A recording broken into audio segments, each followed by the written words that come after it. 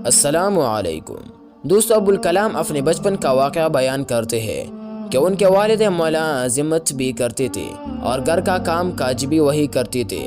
ایک رات کھانے کے وقت انہوں نے سالن اور جلی ہوئی روٹی میرے والد کے آگے رکھی۔ میں والد کے رد عمل کا انتظار کرتا رہا کہ شاید وہ غصہ کا اظہار کرے، مگر انہوں نے انتہائی سکون سے کھانا کھایا اور پھر مجھ سے دریافت کیا کہ آج اسکول میں میرا دن کیسا گزرا۔ مجھے یاد نہیں کہ میں نے کیا جواب دیا، لیکن اسی اثناء میں میری والدہ نے روٹی جل جانے کی معذرت کی، مگر میرے والد نے کہا کہ ان کو یہ روٹی کھا کر لطف آیا۔ اسی رات اپنے والد کو شب بخیر کہنے میں ان کے کمرے میں گیا تو ان سے سوال کیا کہ کیا واقعی انہیں جلی روٹی کھا کر لطف آیا۔